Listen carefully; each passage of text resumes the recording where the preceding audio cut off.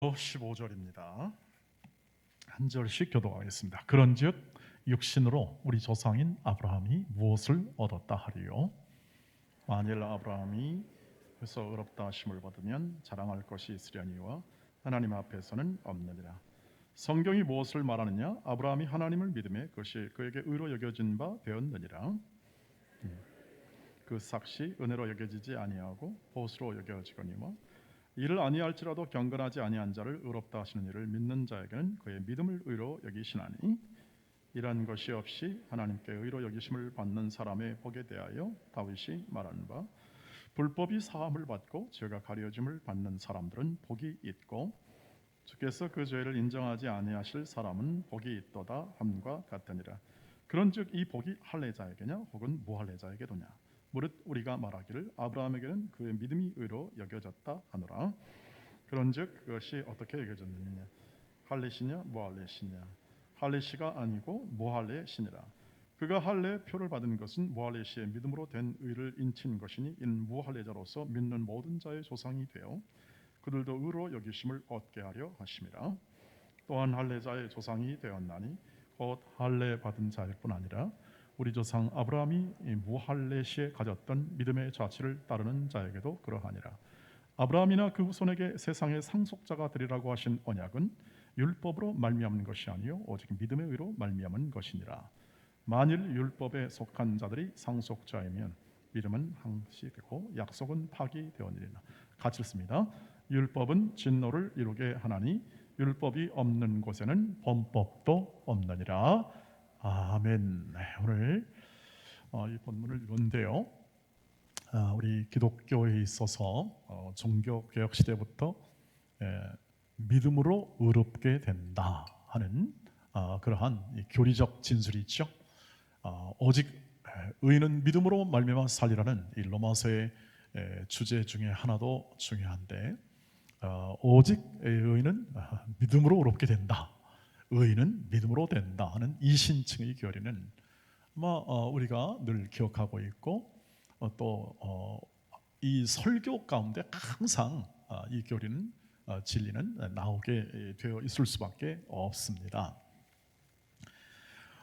우리가 이것을 어떤 정도로 이해하든지 우리는 이것을 분명히 이해하고 있습니다. 그런데 유대인들에게는 이것이 참 쉽지 않는, 이해되기 쉽지 않는 그러한 진리가 됩니다. 왜냐하면 그들은 자신을 의롭다고 여길 만한 근거가 그들의 전통과 역사 가운데 있었기 때문입니다. 율법 있죠? 율법을 그들은 받았고 그 율법을 지키고 준수하고 엄수함을 통하여 그들은 충분히 하나님 앞에서 의롭다고 여겨질 것이라는 믿음 속에 그들의 조상도 살아왔고 그들도 살아왔기 때문입니다. 그래서 오늘 이 바울은 그렇게 생각하고 그렇게 행동해 왔던 유대인들의 입장을 잘 이해하고 그들이 아주 친숙히 여기고 그리고 가장 귀중히 여기는 아브라함이라는 믿음의 조상과 그리고 그들의 백성의 정체성을 항상 보장했던 할례라는 두 개의 내용을 통해서 믿음으로 의롭게 된다는 이 아브라함도 결국 믿음으로 의롭게 되었다는 사실을 증명하고 설득함을 통하여 오늘 이 글을 읽는 자마다 믿음으로 의롭게 되는 우리의 행위가 아니라 믿음으로 의롭게 되는 것에 대한 그러한 하나님의 뜻을 전해주고 있는 것입니다. 아브라함을 이렇게 유대인들이 입장에서 예를 든 것은 말씀드린 대로 아브라함은 그들의 믿음의 조상이었습니다. 믿음의 조상이라 하면 모든 믿음의 근원이 되고 그들이 현재 믿음을 가지고 있는 모든 근거 또 그 과정을 통해서 역사가 이루어져서 그 역사를 통하여 그들은 틀림없이 이것이 사실이고 이것이 하나님의 뜻이다 하는 것을 분명하게 믿어왔다는 것을 의미하는 거죠. 그래서 믿음의 조상이기 때문에 이 유대인들은 이 아브라함을 대단히 존경했습니다. 그리고 자부심을 느낍니다. 나는 아브라함의 자손이다. 나는 약속의 자손이고 선택받은 민족이고 하는 것을 다 어디로부터 근거하여 자랑하냐면 바로 자부심을 가졌냐면 아브라함입니다. 그런데 아브라함이 행위로 의롭다 여김을 받은 게 아니라 믿음으로 되었다는 사실을 오늘 말씀에서 얘기하는 거죠. 그 예를 창세기 15장 4절로 6절 말씀에서 이것을 확인할 수가 있죠. 한번 보시죠. 여호와의 말씀이 그에게 임하여 이르시되 그 사람이 내 상속자가 아니라 내 몸에서 날 자라 내 상속자가 되리라 하시고 그를 이끌고 밖으로 나가 이르시되 하늘을 우러러 뭇별을 셀 수 있나 보라. 또 그에게 이르시되 내 자손이 이와 같으리라. 6절 아브라함이 여호와를 어떻게 합니까? 믿었습니다. 여호와께서 이를 그의 의로 여기고 이 6절이 대단히 중요한 우리의 믿음의 이해가 우리를 믿음으로 이끄는 굉장히 중요한 이해시킬 만한 굉장히 중요한 구절이 되겠습니다. 그러나 기본적으로 이 여호와를 믿게 되는 그 내용을 앞에서 설명하지 않습니까?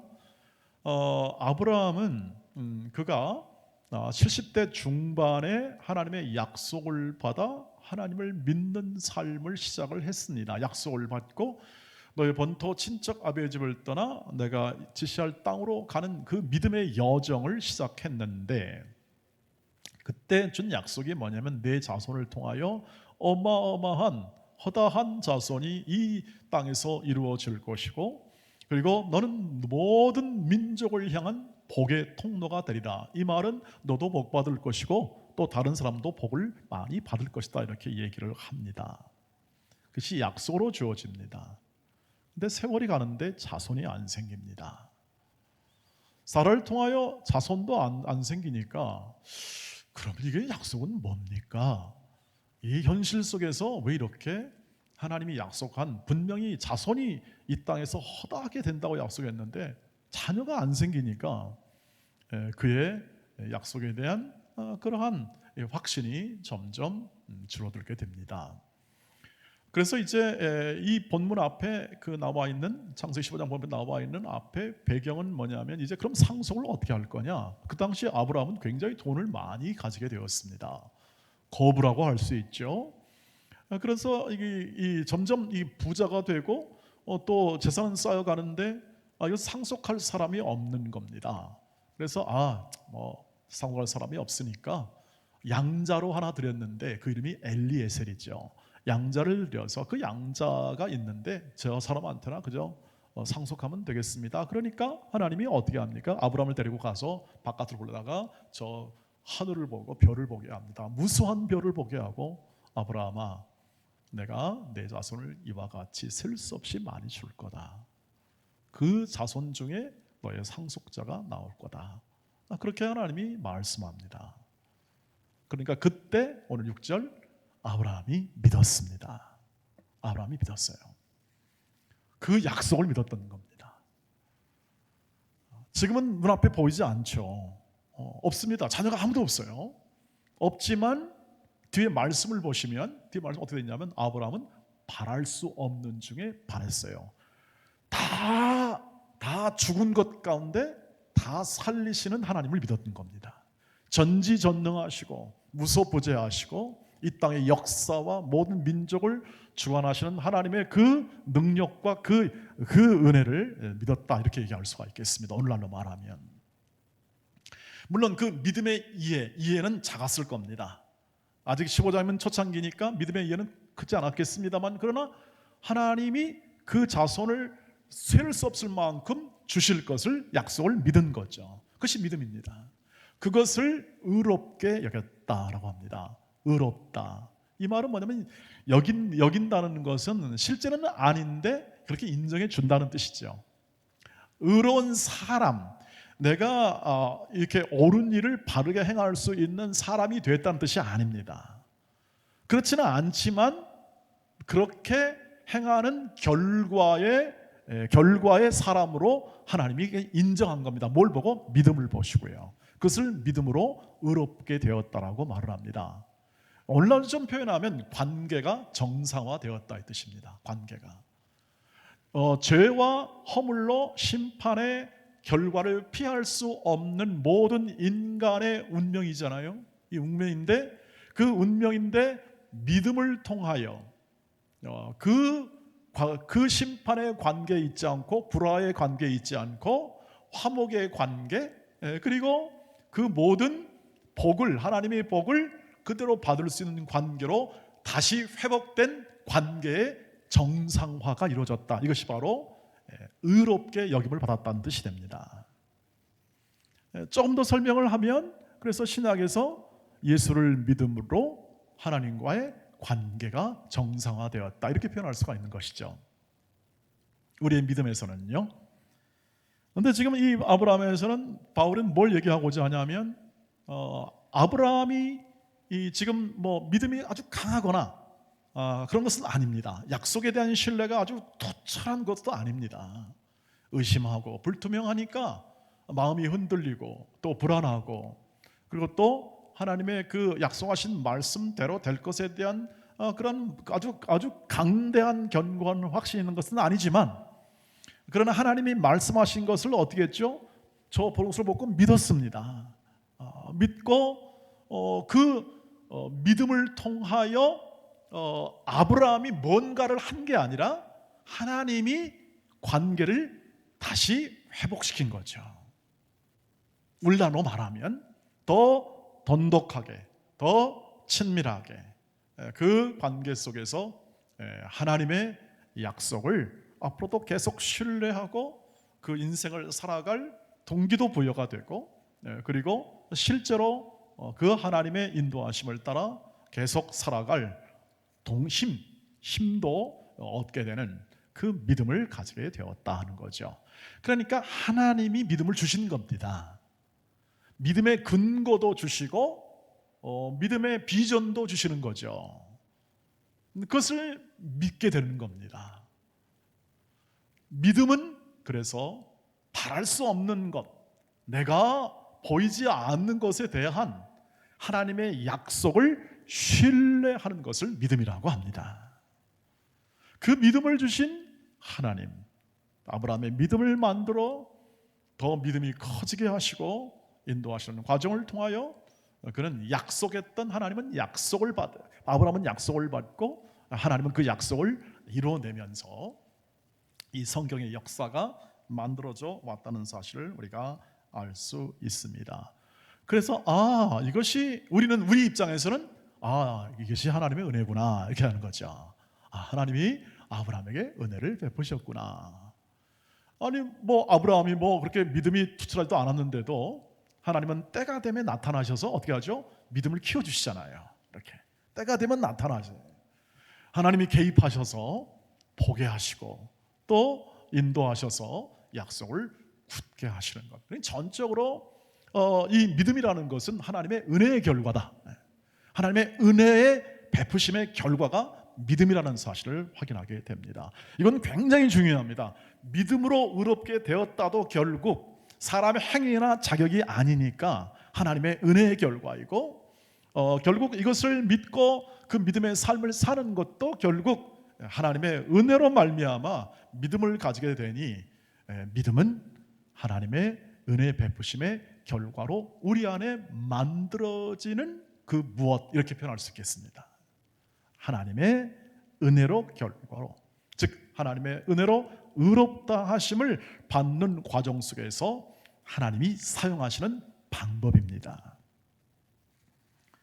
그래서 은혜가 여기에 개입된다는 것은 바로 4절 5절에서 그것이 설명이 됩니다. 오늘은 우리가 이 로마서를 우리가 함께 나누면서 신앙의 가장 중요한 기초고 또 이것을 통해서 믿음이 더 풍성해지도록 쌓는 그 근거이기 때문에 조금 더 자세하게 구절구절을 보면서 우리가 확인하고 넘어가서 신앙을 더 견고하게 세우기를 원합니다. 4절 5절을 보시면 일하는 자에게는 그 삭시 은혜로 여겨지지 아니하고 보수로 여겨지니와 이를 아니할지라도 경건하지 아니한 자를 의롭다 하시는 이를 믿는 자들에게는 그의 믿음을 의로 여겼다. 하나님이 믿음을 통하여 의롭게 하는 것은 하나님의 은혜의 결과라는 거죠. 이것을 보면서 지금 이 말씀의 그 내용은 그것입니다. 사람이 보통 일반적으로는 일을 해야 월급을 받습니다. 여러분도 일 안 하는데 월급 주는 사람 없죠? 그런데 하나님은 그렇게 하십니다. 놀랍지 않습니까? 놀라운 일이죠. 월급, 일 안 해도 월급 줘요. 그 의미입니다. 일하지 않는 사람인데 보수를 받았다. 그것은 복 있는 사람이에요. 복 있는 사람이에요. 왜냐하면 은혜니까. 은혜라는 것은 결국 받을 수 없는, 그것을 받을 만한 자격이 없는 사람인데 그냥 주는 겁니다. 왜 주나요? 모르죠. 왜 주는지는 잘 몰라요. 그러나 우리는 하나님을 알잖아요. 하나님은 사랑이십니다. 믿음이라는 건 은혜의 결과다라는 것은 그것입니다. 우리가 일하지 않았습니다. 우리가 그것을 가질 만한 자격이 있는 것이 아닙니다. 우리가 멋지거나 혹은 그 이뻐할 만한 구석이 있는 그런 존재가 아니었다는 것이죠. 그런데 은혜로 믿음을 주신 겁니다. 그리고 의롭다 하시다 이거죠. 처음부터 끝까지, 구약부터 처음부터 끝까지 전부 다 하나님의 은혜예요. 율법이 아니라, 율법은 법은 죄가 뭔지를 알게 하는 기능만 할 뿐이지, 법 자체, 법을 적용하여 그것을 사람을 변화시키거나 그 법이 그것을 그 사람을 온전하게 만드는 것이 아니고, 법은 하나의 수단입니다. 하나님의 수단이고, 그것도 하나님의 은혜로 주신 수단입니다. 알게 하기 위하여. 그래서 오늘 일하는 자에게, 일하지 않아도 보수를 받는 자에게 복이 있다. 죄사함을 받는 자도 그래서 복이 있다. 여러분, 죄사함을 받는 게 은혜로 받았잖아요, 우린. 그래서 그것이 다 복이 있다는 뜻이죠. 그래서 결국 아브라함의 생애를 통해서, 이것을 통해서 하자는 얘기는 뭐냐면, 이런 예를 들어서 하는 얘기를 뭐냐면, 아브라함도 뭔 잘해서가 아니고 뭔가 일해서가 아니다. 하나님의 은혜로 그런 믿음을 가지게 되었다 하는 것을 얘기하죠. 그리고 이제 할례 문제가 나옵니다. 그 뒤에 할례는 뭐냐? 할례는 이스라엘 백성의 정체성이에요. 이 할례를 보고 이 사람은 하나님이 선택한 백성이다 하는 것을 펴준 거예요. 대단한 자부심이 있었습니다. 이스라엘 백성에게는 말할 수 없는 자부심이 있었죠. 우리는 할례 받은 백성이다 이렇게 얘기해요. 구약에서 나타난 일관된 그들의 정체성의 이 표현은 뭐냐면, 우리는 할례 받은 백성이고 니네는 아니다. 우리는 하나님의 복 받은 백성이고 니네는 아니야. 니네는 그냥 니네끼리 살다가 그냥 그렇게 힘없이, 속절없이 그냥 죽을 운명에 버려진 인생과 같다. 이렇게 생각을 한 겁니다. 그래서 그것을 할례를 기준으로 삼았어요. 그래서 할례 받은 백성에 대한 강한 자부심이 있어 그것을 정체성으로 삼았는데, 오늘 뭡니까? 그 할례라는 게 뭐냐에 대해서 바울이 얘기하는 거죠. 할례가 너희를 의롭게 하느냐? 아니다. 아브라함이 할례를 받은 사람의 조상이긴 한데, 할례를 받는 것은 믿음으로 의롭게 된 것보다 훨씬 뒤에 할례가 행해졌다. 이미 의롭게 되었고, 믿음으로 의롭게 되었고, 그 다음에 할례는 나중에 된 거다. 그럼 뭐냐? 오늘 말씀으로 보면, 말씀에 뭐 나오냐면 인치신 거다. 너희는 하나님의 백성이라는 사실을 도장 찍는 것이다 이 뜻입니다. 도장 찍었다. 도장은 뭐죠? 확증해 주는 겁니다. 보정해 주는 겁니다. 내가 여기 사인했습니다. 이 내용은 사실입니다. 그것을 보증해 주지, 도장 자체가 그 사실을 사실되게 만드는 것은 아닙니다. 보증하는 수단입니다. 할례 자체가 이스라엘 백성을 의롭게 만드는 게 아니라 의롭게 되었다 하는 것을 보증할 뿐입니다. 누가? 하나님의 보증이죠. 오늘날로 말하면 성령께서 우리 마음에 인치신 게 바로 우리는 하나님의 백성이다. 그것은 성령께서 도장 찍은 것 같다 하는 것을 의미하는데, 여기서 할례라는 것은 바로 의롭게 되는 것을 만드는 것이 아니라 이미 의롭게 된 것에 대하여 너희는 하나님의 백성임을 도장 찍는 확인이죠. 확인 자체가 만드는 게 아니라 하나님이 만드시고 하나님이 친히 수단, 할례라는 수단을 통해서 확인시켜 주는 겁니다. 그러니까 의롭게 만들지 못하고 그것은 기능만 할 뿐이죠. 여러분, 그래서 교회의 모든 활동도 다 마찬가지입니다. 교회의 모든 활동과 우리의 헌신과 모든 것들은 우리가 구원받은 상태에서 나타나는 반응입니다. 세례는 바로 도장입니다. 도장, 인침. 세례는 그래서 그것을 통하여 이 사람이 하나님의 백성이라는 사실을 알려주는 것이죠. 자, 다시 이유로 돌아갑니다. 바울이 하고자 했던 얘기는 할례단 아브라함이 의롭게 된 것은 할례시냐 무할례시냐? 무할례시다. 할례는 나중에 이루어졌다. 모세 시대에 이루어진 겁니다. 이미 그 전에 아브라함은 믿음으로 의롭게 되었다.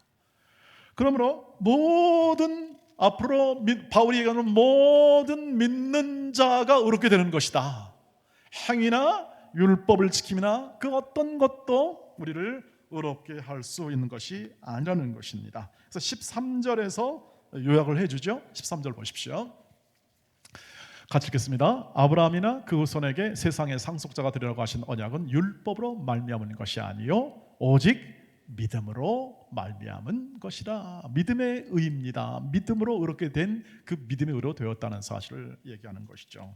그래서 이것이 바울이 얘기하고자 하는 것이었고 유대인으로 말미암아 가지고 있는 모든 어드밴테이지들, 다시 말하면 그들이 하나님을 안 것과 율법을 가지고 있고 할례를 가지고 있다고 해서 그것을 통하여 너희가 하나님의 심판이나 하나님의 진노를 미할 수 없고 오직 하나님의 다른 의, 즉 예수 그리스도를 통하여 나타난 하나님의 의, 즉 예수가 우리를 위해서 십자가의 죽으심으로 완성된 구원을 믿는 그 믿음으로 우리 온 믿음의 사람들이 의롭게 된다 하는 것을 바울이 앞으로 내내 그것을 설명하고자 했고 오늘 우리에게 증거하고자 했던 진리입니다. 그래서 믿는 모든 사람들은 믿음으로 의롭게 됩니다 하는 사실을 23장 23절부터 25절까지 그 내용을 얘기합니다. 그에게 의로 여겨졌다 기록된 것은 아브라함만 위한 것이 아니요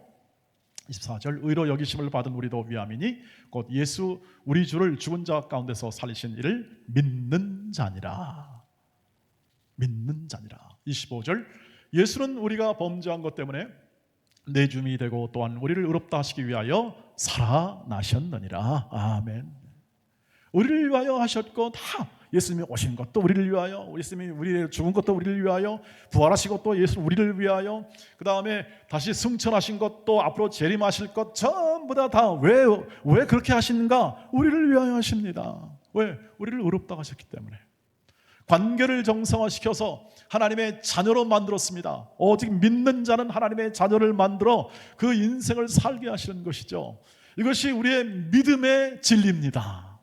우리가 확신할 수 있고 우리가 언제나 견지할 수 있어서 모든 이 세상의 불안과 모든 삶의 정 속에서 우리가 견지하여 우리의 모든 안전과 우리의 모든 평안의 모든 내용을 확보할 수 있는 이 세상에서 유일한 근거가 되고 우리의 삶의 기초가 되는 것이죠. 그것이 바로 믿음입니다. 이렇게 얘기할 수 있겠습니다.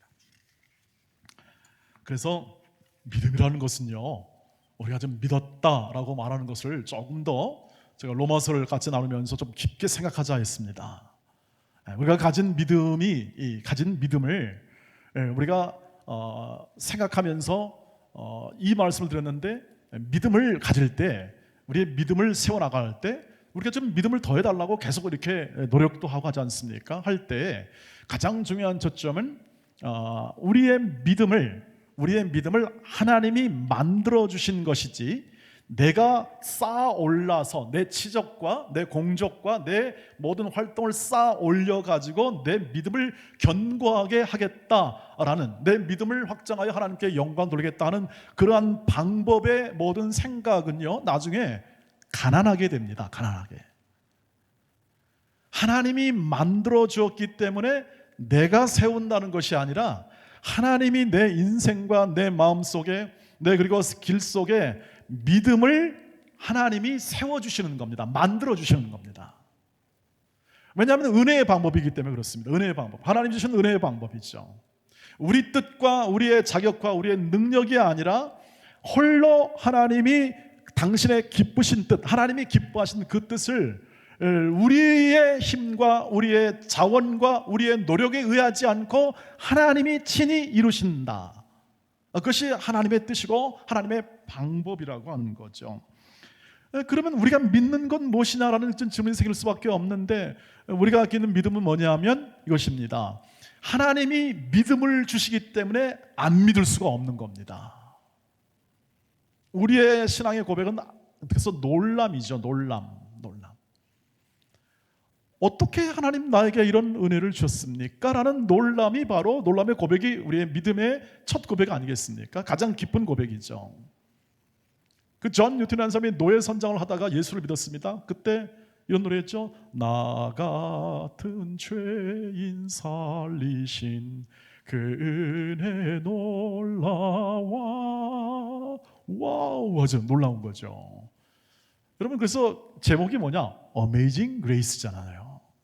놀라운 하나님의 은혜 아니겠습니까?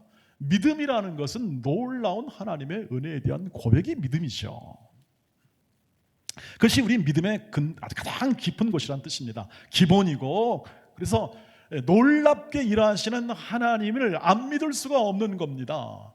그래서 우리 다른 말로 이렇게 항복한다 이 뜻입니다. 우리가 하나님의 일하심에 항복한다, 이것이 믿음이라는 뜻이에요. 믿음의 고백이에요.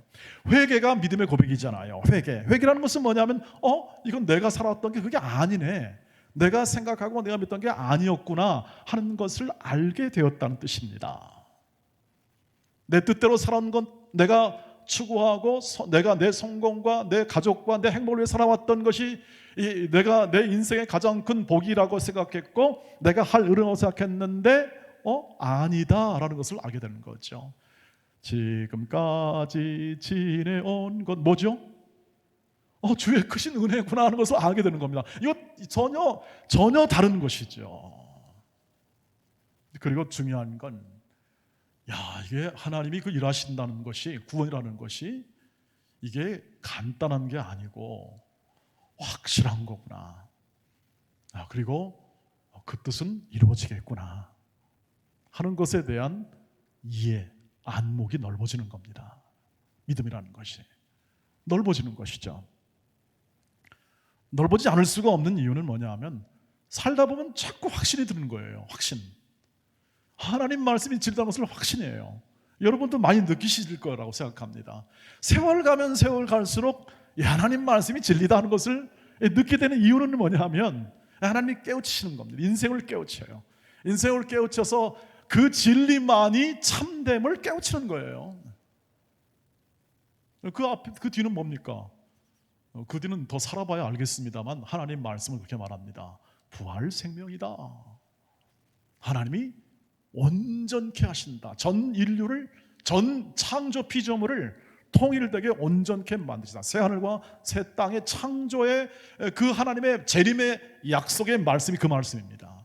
저는 그 말씀을 처음 봤을 때는 도저히 그냥 너무 좋은 말씀이다 그런 생각이 들었는데 요즘에는 그렇게 되겠다라는 그 생각이 듭니다. 그렇게 되겠다. 하나님이라면 그렇게 되겠다라는 생각이 들어요. 왜냐하면 이 구원, 우리를 구원하신 예수 그리스도의 십자가와 부활로 인한 이 구원의 크기를 조금 더 깊게 이해하다 보니까 하나님이 못하실 게 도대체 뭔가 하는 것을 확인하게 되는 거죠. 하나님이 못하실 게 뭔가. 여러분, 하나님이 못하실 게 뭐가 있을까요? 오늘 우리 하나님의 음성을 듣고 하나님의 말씀을 듣는데 하나님이 못하실 게 뭐 있는가? 이거 하나만 확신하기 바랍니다. 하나님이 여러분을 구원하신 것은 취소가 안 됩니다. 여러분이 구원하시고 여러분을 하나님의 자녀 삼아주신 건 취소가 안 돼요. 우선 그것이 여러분 믿음 안에 다가올 겁니다. 나는 하나님의 자녀야, 나는 하나님의 사람이야 하는 것은 믿음으로 됐어요. 이미 이 됐는데 그 하나님의 자녀됨을 하나님이 취소하지 않습니다. 하나님의 구원은 취소가 없다는 얘기고 그것은 하나님이 전능하시기 때문에 가능한 이야기입니다. 그리고 또 그것은 우리는 우리의 경험을 통해서도 확인이 됩니다. 예수 그리스도가 이루신 구원은 역사적 사건입니다.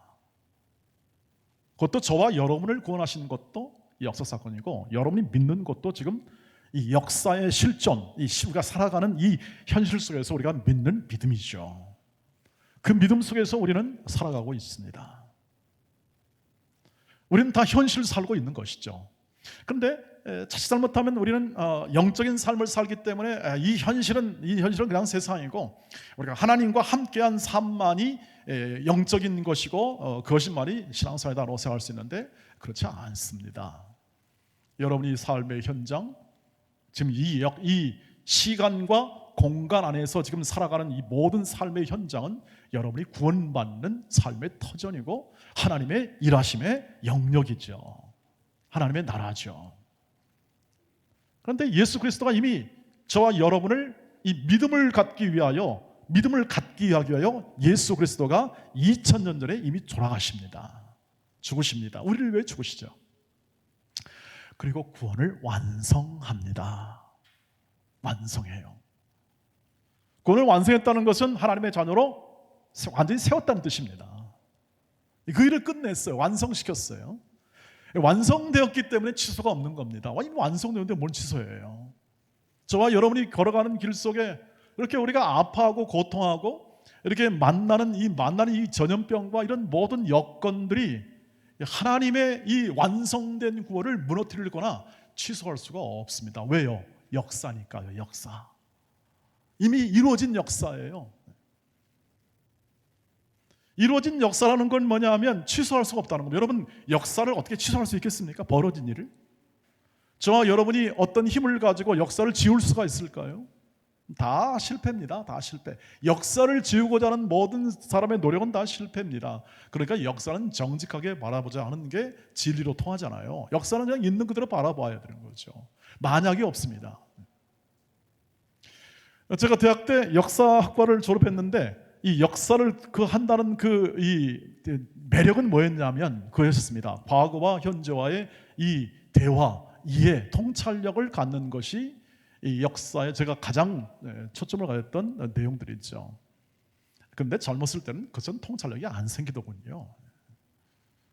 그런데 시간이 지남에 따라서 지식이 늘고 그 역사에 대한 그 의미가 점점 이렇게 커지게 되는 건데 그 중에 하나가 뭐냐면 역사는 바꿀 수가 없어요.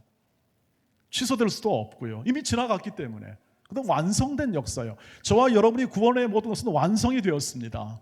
완성이 되어서 취소할 수가 없어요. 예수께서 이미 2000년에 완성된 예수의 우리를 위한 구원은 취소가 될 수가 없는 거예요. 그럼 취소가 안 된다면 이룰 그 온전함이 우리의 삶 속에서 이룰 것만 남겨지는 겁니다. 신앙은 우리가 걸어가는 삶 속에서 우리의 모든 신앙의 세움은 바로 그 완성됨을 향하여 걸어가는 것이고 성령께서 오늘도 지금도 그 믿음을 견고하게 함을 통하여 우리에게 소망을 더 확실하게 더 확장시키는 그 과정을 통해서 우리는 우리의 구원됨이 확장되어 가고 있는 것이죠. 그래서 이런 말씀을 드리잖아요. 우리는 죽을 때까지 성장합니다. 세상은 그냥 죽어가지만 이 삶의 의미로 말하면 죽어가지만 우리는 믿음으로 더 성장해 갑니다. 겉사람은 부패하나 속사람은 날로 새로워집니다. 여러분, 그래서 구원을 경험한다는 것은 이 현실의 삶 속에서 고난과 슬픔과 아픔과 힘듦이 교차하는 이 세상 속에서 하나님의 일하심, 나를 세우신 하나님의 일하심이 내 심령과 내 삶에서, 내 일터에서 이것이 어떻게 역사하고 이것이 어떻게 열매 맺게 하는지를 친히 경험하게 하는 것이 바로 우리의 구원의 확대입니다. 그 일이 지금도 이루어질 줄 믿습니다. 계절이 바뀌고 그리고 꽃이 피고 소망의 봄이 오면서 우리는 우리에게도 소망이 생기구나 하는 인간적인 생각과 마음이 들기도 하죠. 동시에 우리는 우리가 가진 믿음을 통하여 이미 의롭게 하시고 우리를 하나님의 자녀라 인치시고 우리를 귀히 보십니다. 사랑하십니다. 그리고 그 인생을 살게 합니다. 눈물과 고통 속에서 합력하여 선을 이루게 하십니다. 그래서 고통이 아닌 장차받을 영광과 좋게 비교할 수 없다는 사실을 확인하면서 우리는 오늘도 감사할 수 있습니다. 신앙의 표현은 감사할 수밖에 없는 거죠. 모든 범사에 감사하는 것밖에 신앙은 표현할 길이 없습니다.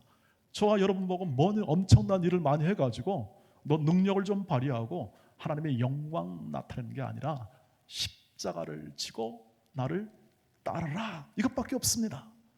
서로 사랑해라. 내가 너희를 사랑한 것 같이 너희도 서로 사랑해라. 그 삶이 명예로운 삶이다. 그 삶이 영광, 하나님의 영광에 부합한 너의 인생의 길이다 하는 것을 제시합니다. 그리고 친히 우리 안에서 이루십니다. 그러니 놀랍습니다. 취소될 수 없는 하나님의 사랑과 그 은혜로 우리를 지금도 이 봄에도 소망을 더 풍성하게 하시고 우리의 삶에 있는 하나님의 능력과 권세를 그리고 사랑을 더 깊이 알게 하십니다. 날마다 매 주일마다 그 하나님의 음성을 들으시기를 주의 이름으로 축복합니다. 내가 너를 사랑한다. 내가 너를 인도한다. 내가 너와 함께한다. 네 하나님 넉넉하겠습니다. 네 하나님 다른 사람을 축복하겠습니다. 네 하나님 충성하겠습니다. 감사합니다. 할렐루야. 이것이 우리의 소망이 되고 믿음으로 의롭게 되는 믿는 자의 삶의 열매가 될 줄 믿습니다. 기도하겠습니다. 자비하신 주여, 저희에게 믿음을 주시고 믿음을 키워주시고 부요한 인생 하나님의 인도와 이끄심을 따라 성령으로 충만한 인생을 살게 하고자 오늘도 저희를 부르시고 인도하시니 그 삶을 이 한 주간도 주시옵소서. 예수님의 이름으로 기도하옵나이다. 아멘.